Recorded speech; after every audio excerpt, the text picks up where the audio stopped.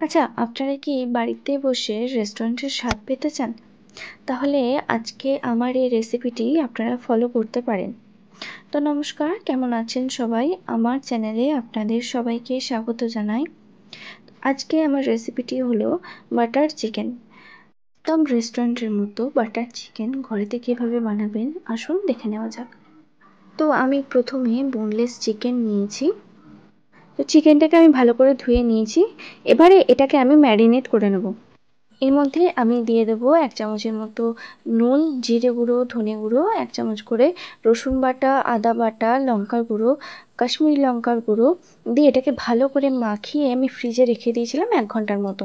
এবারে আমি কিছু পেঁয়াজ আর টমেটো কেটে নিয়েছি, 3টে বড় সাইজের পেঁয়াজ আর 3টে বড় সাইজের টমেটো দিয়ে এবার এই চিকেনটার মধ্যে আমি টক দই দিয়ে মাখিয়ে এবার আমি এটাকে ভেজে নেব। আচ্ছা, টক দই দিয়ে মাখাবার পর আপনারা এটা ফ্রিজে রাখতে পারেন, আমি রাখতে ভুলে গেছি তাই এটা আমি মাখিয়ে ভেজে নেব। এরপর একটা ফ্রাইং প্যানে 1 চামচের মতো বাটার আর একটু সাদা তেল দিয়ে আমি চিকেনগুলোকে এক এক করে ভেজে নেব। চিকেনগুলোকে আমি দুবারে ভেজেছি, আমার একবারে হয়নি। আচ্ছা, আপনারা চাইলে এটাকে স্মোকি ফ্লেভারও দিতে পারেন। একটু কাঠকয়লাকে ভালো করে গরম করে ঘি বা বাটার দিয়ে 2 মিনিট ঢেকে রাখবেন, তাহলে স্মোকি ফ্লেভার হয়ে যাবে, সেটাও খেতে খুব ভালো লাগবে। এবারে দেখুন চিকেনগুলো ভাজা হয়ে গেছে, এবার আমি এটাকে তুলে নেব।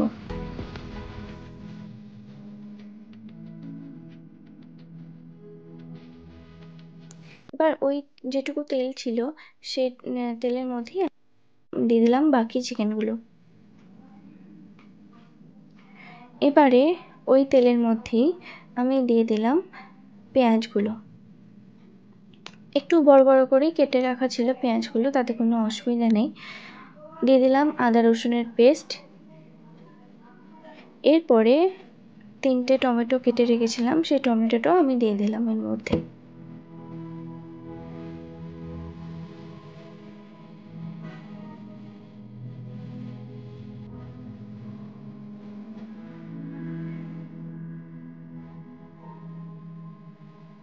এরপরে দিয়ে দিলাম এর মধ্যে আমি 1 চামচের মতো নুন, 1 চামচের মতো ধনে গুঁড়ো, জিরে গুঁড়ো, একটু ঝাল লঙ্কার গুঁড়ো আর কাশ্মীরি লঙ্কার গুঁড়ো।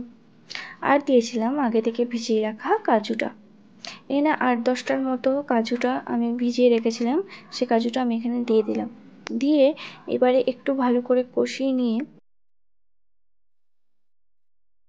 আমি এর মধ্যে দিয়ে দেবো জল।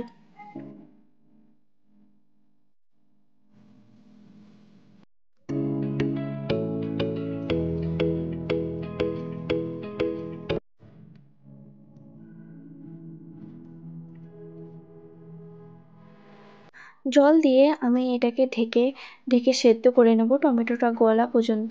তো এর মধ্যে আমি দিয়ে দিয়েছিলাম বাটার একটু, আর 1 চামচের মতো দিয়েছিলাম গরম মশলার গুঁড়ো দিয়ে আবার ঢেকে দিয়েছিলাম। টমেটোটা প্রায় গলে গেছে। এবারে আমি এটাকে ঠান্ডা করে নিয়েছিলাম, ঠান্ডা করে তারপরে আমি এটা মিক্সিতে পেস্ট করেছিলাম।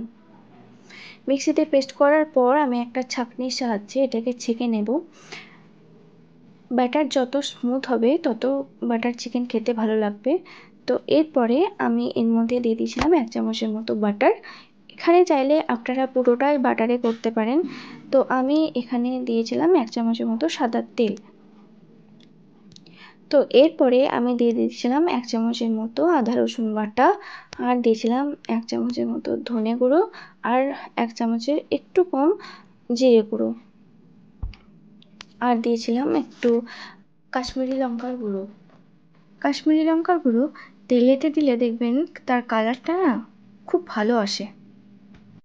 মশলাটা আমার ভালো করে কুক হয়ে গেছে। এবারে আমি এর মধ্যে ভেজে রাখা চিকেনগুলোকে দিয়ে দেব।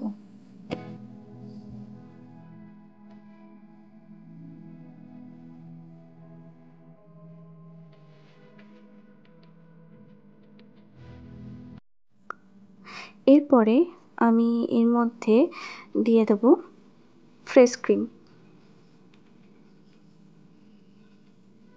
ফ্রেশ ক্রিম দিয়ে দিয়েছিলাম। আপনাদের কাছে যদি ফ্রেশ ক্রিম না থাকে তাহলে দুধের সরটাকে ভালো করে ফাটিয়ে নেবেন, দিয়ে সেটা এখানে দেবেন। আর যাদের কাছে থাকবে তারা অবশ্যই এটা দেবেন। তারপরে আমি দিয়ে দিয়েছিলাম একটু কসুরি মেথি।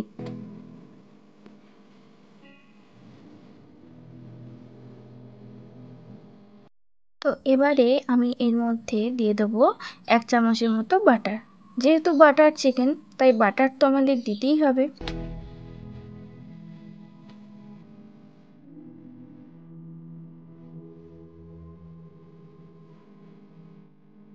হয়ে গেছে, এবার আমি এটাকে নামিয়ে দেব। কি লাগছে তো একদম রেস্টুরেন্টের মতো। তাহলে আর দেরি কিসে, রুটি, পরোটা, রুমালি রুটি যা আছে আপনাদের হাতে নিয়ে বসে পড়ুন আর গরম গরম পরিবেশন করুন। একদম রেস্টুরেন্টের মতো স্বাদ হয়েছিল, সত্যি বলছি। একবার এইভাবে আপনারা বানিয়ে দেখতে পারেন। উপর থেকে আমি একটু গার্নিশিং করেছিলাম ফ্রেশ ক্রিম আর কাসুরি মেথি দিয়ে, আর 1 চামচের মতো বাটার।